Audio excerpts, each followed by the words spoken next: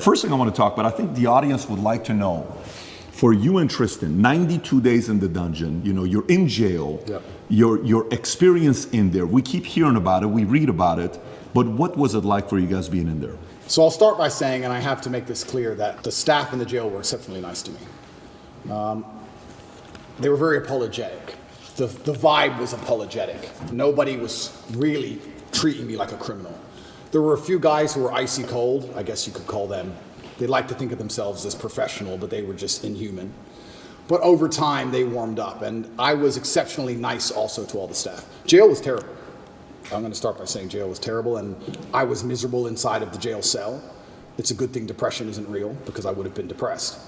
But I think in life that you get what you give, and I wanted to feel happier, so I tried my very best to make people happy. So when the old lady would bring me my food, I would sit and say, oh, this is the best food I've ever had. I've never had food this good. Did you cook this? I thought yesterday was the best, but you managed to surpass it again. How'd you do it? What's the magic ingredient? And I ended up making friends with them. Like I had grandmas in there, the old ladies cooking the food. And by trying to make people happy and smile all the time, I started to feel a lot happier. But it's kind of scary. And I think the scariest thing about jail was the uncertainty of it all. If they would have said to me, you're in jail for 92 days, or even 5 years, you got 5 years, cool, I do my time. But when you're nabbed and thrown in a cell without charge, you're like, well, how long, is this my life? Is this it now? Is this the end of the story? I'm just in this cell. And I was picked up on 29th of December. I went through this quick court case. Like I said, I'm inside of the jurisdiction of Romania, so I have to be very careful with what I say because the case is ongoing and we're in Romania and I can't leave Romania. But obviously Romanian court is in Romanian by law. So you're marched into this room, everyone speaks a language you don't understand for 15 minutes, and then you're marched off to jail. You're like, what even happened? What even happened to me? And they said, oh, here's the paper that explains it. I was like, that's in Romanian.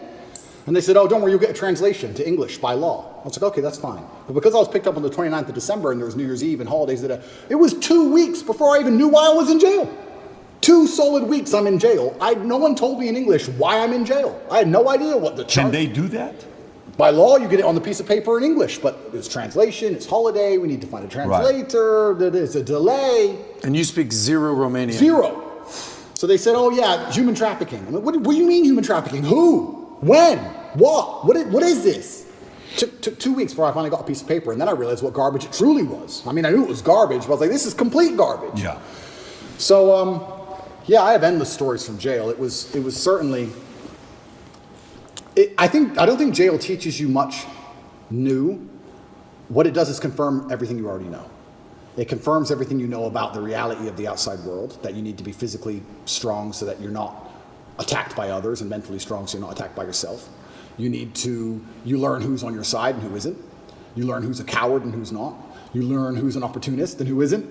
Your circle, you certainly learn a lot about the people around you when you go to a jail cell, that's for sure. But I remember it was New Year's Eve. When I was first picked up on the 29th of December, I was very sure I'd be out in 24 hours. I was like, there's no way they're going to keep me. For what? Like, this doesn't make sense. So finally New Year's Eve rolls around, and I'm sitting in the jail cell by myself. And in Romanian jail, you don't leave the room. It's not like an American jail where there's a yard or anything. You're stuck in the room. It's 3x4, and that's your existence. You just stay in the room. Are you by yourself? 24 or hours Tristan? a day. At the beginning, I was by myself. And you're stuck in this room, and I'm sitting there, it's New Year's Eve, and there's a very faint speaker, maybe way down the hallway. The guards must have been having a little party for New Year's Eve. And there's this awful song. It's called the Ketchup song. I don't know if you know what it is. I don't want to sing it, but it goes, hey, hey, of course. That super annoying song. And I'm sitting there, and I know it's New Year's Eve because the fireworks start going off. And I'm looking out my tiny window, and I can just hear in the very long distance from the end of the hallway, hey, hey. And I'm sitting there looking out the window like, this can't be it. This can't be the end of my life. Even the cockroaches all over the walls didn't celebrate. There was maybe 15 cockroaches on the walls, right? And when it struck 12 and the fireworks went off, I kind of like, well, who's my friends in here? The cockroaches. I looked at them, even they didn't move. I was like, well, that's New Year's. It's funny because before that, a couple days before that, me and Tristan were discussing, do we want to do New Year's in Dubai? Do we want to go Courchevel? Shall we go Miami? We're all arguing, oh, that will be boring. That's too far. We had all these grandeur plans. Oh, finally we decided to go to Dubai. we were in Czech Republic at the time, and we decided to go to Dubai, and I said, let's stop in Romania so I can repack a suitcase. So That's it. That's the only reason. That's the only reason. So jet left Prague, landed in Romania. My jet was still on the runway. Came here overnight to pack a suitcase, spent the night, spoke to Greta with the pizza box, and it's 5 a.m. they got me before I flew back to Dubai. So that was my The infamous Greta pizza box situation. Greta pizza box. How much you think there's anything linked to Greta? Is there anything, because the timing of it? Yeah, I don't think she specifically said that. Of course. But there are certainly people within the Matrix machine that you can't attack without catching flack for. There's certainly protected people. It's absolutely and utterly a club, and you're either in the club or you're outside of the club. She's certainly in the club, right? So if you say certain things about certain people, or you get a beef with X amount of people, or you discredit a certain person, they're going to try very hard to teach you a lesson for doing that. And you can see very clearly who's in the club and who isn't by the Philip Schofield situation. This is a man who has groomed boys and had sex with them, but he's in the club. All of the media headlines after 2 days are, let's have compassion, feel sorry for him, his mother's upset.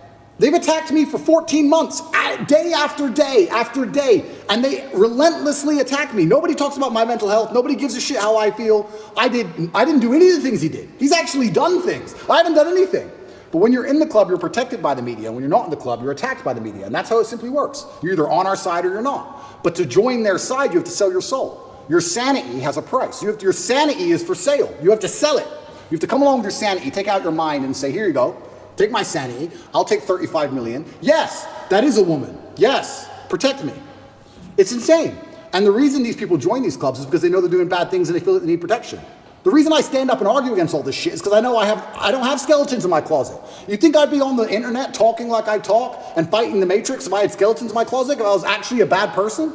I've been investigated as deeply as a person can be investigated by multiple federal agencies for 14 months. I was locked in a jail cell and 2,000 people I know was called. My barber, my old housekeeper from when I lived in England 9 years ago, my gardener I used to have in another country I lived in. Everybody was called. And people were offered bribes effectively. The media are calling girls saying, if you have a bad story to tell about Andrew, we can pay you $30,000 if you have a bad story. That's a bribe. That's a bribe. And they still couldn't find anyone. Still, I've been investigated to a deeper level than 99.9% of people you'll cross on the street. And they're saying I'm guilty and I'm a bad person? You go get 20 men off the street and put them through what I've been through. You'll find more crimes than you've ever found with me. Absolute clown world. It's insane. And if I was part of the club, none of this would be happening. The media would be on my side. They wouldn't be hitting me this hard. They wouldn't be lying about me. All I had to do was sell my soul and sell my sanity, and I refused. And they're trying to punish me for it. That's what's happening.